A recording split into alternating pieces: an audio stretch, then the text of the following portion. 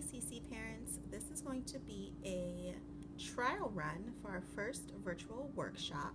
So I'm going to try and give you a quick tour of the CC classroom, kind of go into a little bit of detail on some of the materials and the sections of the classroom as well, but I don't want to go too in depth just for the sake of time.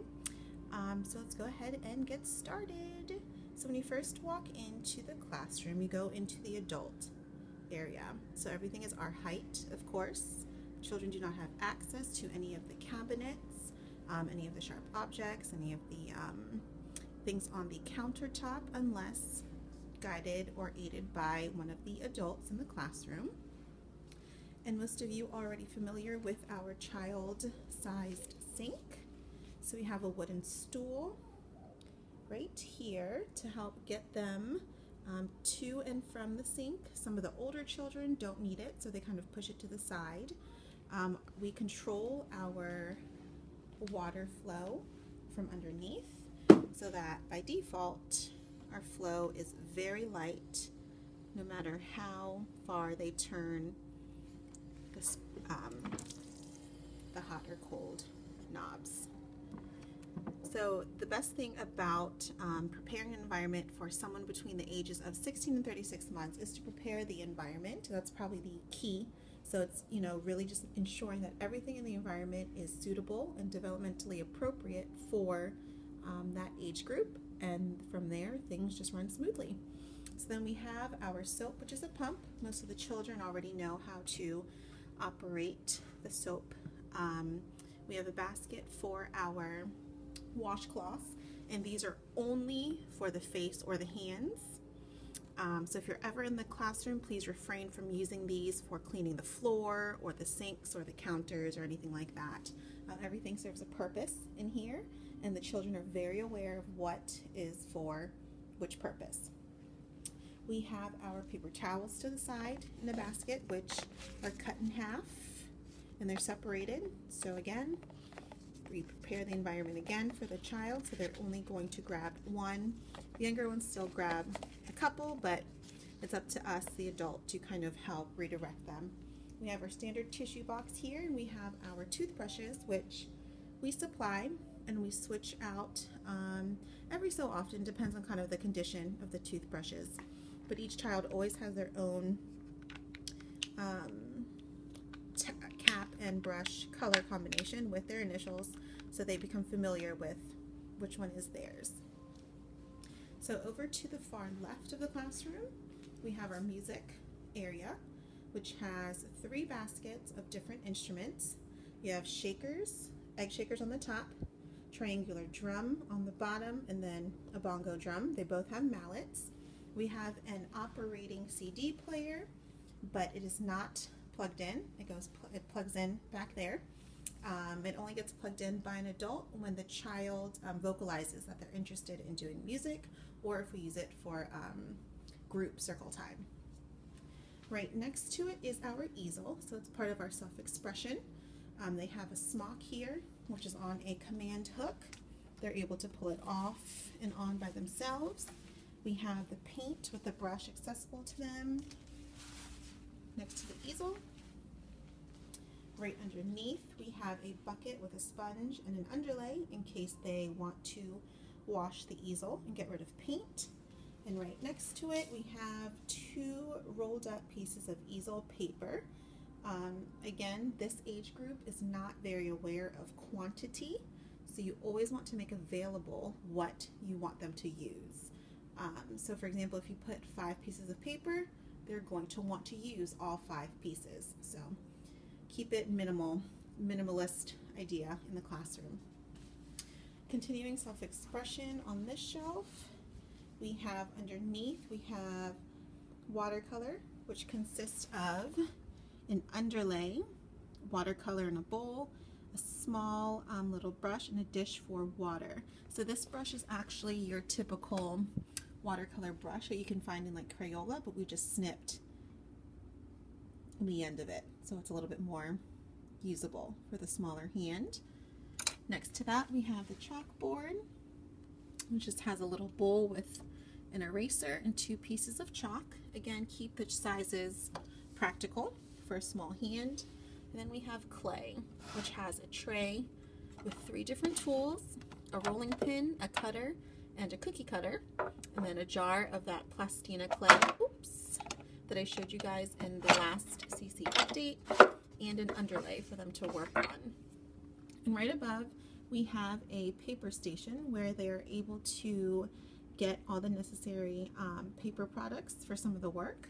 For example, gluing shapes. These are for scissor cutting the strips, envelopes to put the pieces in, and then a sewing card and some pieces of paper for stickers or for scribbling. So this, again, all the paper stays in the same spot and it gets refilled when needed. And right next to it is what we call a work basket. So once the child is completed with their work, whether it be stickers or some watercolor, their name and their date gets placed on it and they put it into this basket. And once it becomes full, we kind of sort it out, we empty it out, we keep some in their portfolio for when I meet with you for parent-teacher conferences, or some of it just goes home. And right next to that, we have some psychomotor work. So at the very top, so that younger children can't have too much access to it because they can't reach it so well, we have the blunt scissors. These are very blunt and dull at the top for safety reasons, and they do cut, especially paper, which is the purpose, but cutting skin and things like that, it is a little bit more difficult. But the adult is always next to the child when they're working with this work. Right next door to it is our glue box. So it's how they use white Elmer's glue, but they don't squeeze it out of the bottle. Instead, they use a brush. So these are for more of the child that's around 2, 2.5, depending on their readiness. And then down below, large bead stringing, which is for, you know, the beginner coming from Nido or coming from outside. They're larger and they're easier to manipulate. And then down here is a class favorite. We have opening and closing, which are just very practical household items. A little coin purse, little tins. We have like an empty baby food jar, just so they're able to work with their finger muscles and their wrist muscles, and just to, you know, begin to understand how to operate basic everyday items and how to be independent and how to operate it. We have a single work table here. We try to keep 1 child per table, so we always have 1 chair. They do tend to like to work together. We try to redirect them if that is the case, because within a couple minutes arguing ensues, mine happens. So we try and encourage a lot more independent work. If they want to work together, we ask them to get a work rug and sit in open spaces around the floor or in the large table in the back. So now we're just going to go along this entire wall here along the window. This is our language area. This is where it begins. So we have 4 baskets per shelf. Again, very realistic looking, diverse, community helpers, men, women, all sorts of skin colors, exposing them to, you know, whole objects, realistic looking objects. It's not just the head, it's the entire body. So this is called nomenclature objects, is what we call just the object. And then we have matching cards. So the child is able to distinguish that the same object, same name, still exists in a 2D or 3D photograph. A couple dinosaurs. You always want to give them realistic names. You don't call them all dinosaurs. You have a velociraptor, Tyrannosaurus rex, a triceratops, and a pterodactyl. And then moving along, we have more language right behind, because, you know, at this age, language is key. So on this shelf again, we have 4 containers. We have clothing items, kitchen tools, farm animals, and breeds of dogs. Again, very realistic names. keep them very specific. They absorb everything. So this is the time to really, you know, kind of pinpoint the names to every type of object. And then over here, we have more language. Down at the bottom, we call these stereognostic bags. The purpose of these are for the child to be able to develop and strengthen the stereognostic sense. So the best example for that is for us women or even men, when you're reaching down into a bag or your purse and you're trying to look for your keys without looking. So you're able to feel it just by your hands and being able to identify what the objects are without visually looking at them. So we have different objects in here. Here we have some instruments. And then in the next one, we actually have some blocks. We have some colored wooden blocks in here for them to just kind of build, use a little bit of their imagination. And then in here is the random stereognostic bag. So they're just very, very random objects. They're not classified by anything. A bubble wand, a bucket. I think there's a seashell in here. But the purpose, again, is to just develop and practice that stereognostic sense. We have birds here, different types of birds. Peacock, owl, penguin, macaw, and a parakeet. And then right next door, we're going to start getting into more psychomotor and fine motor work. So in this box, we have nuts and bolts. These were just purchased at your typical Home Depot. Of course, we have to get them in the jumbo size, just so they're not a choking hazard. But this is great fine motor work to help with the pincer grasp, which is your index finger to thumb, and then wrist movements as well. And this is all helping to prepare them for primary when they start writing. We also have a lock board here, which consists of different everyday locks, a key to a trunk, your little latch here, locker combinations. Another idea is to have some of these, again, just from Home Depot. You can buy them, obviously just the lock itself, and put them in a basket and put it on a shelf for your child to be able to just kind of sit and work and manipulate all the different locks there. This is called a slotted box. This is for the younger child, so preferably around 15 to 16 months. For those that either just came from the nido, so they have something familiar, because Miss Deanna has this as well, or a child that's coming from an outside school or environment to kind of help them with their eye-hand coordination and, again, their pincer grasp as well. And we have little chips in there. Down here we have crayons, so it's scribbling. We use a large rectangular blocked crayon to kind of help them use the different edges so they can create different textures and lines no matter what angle that they're using, because obviously a 16-month-old isn't developmentally, going to be able to really hold a pencil or a crayon and know how to use it in the correct manner. So giving them one of these types of crayons gives them the ability to still express themselves without having to be corrected. And again, to help prevent our furniture from getting colored on all the time, underlays. And then we have stickers right next door. And we also have, let's see, let me show you the work rugs here. So this basket of work rugs, we just have bamboo placemats that we actually ordered from Amazon. We keep them in a basket so the child's able to unroll them and use this as their space. So if they want to sit on the floor, which is very natural to a child this age, they still have some type of surface to claim their territory, because they're still understanding the concept of area, what's mine, what's not. So if you have a very distinct place to show other children, oh, the police officer is on his work rug, and they're able to understand that a lot better. So they can pick that up better. So they roll these up and they put them right back into our basket. Another work table is here. We have plant care right next door. We have our watering can. We have a sponge for washing the plants and the leaves.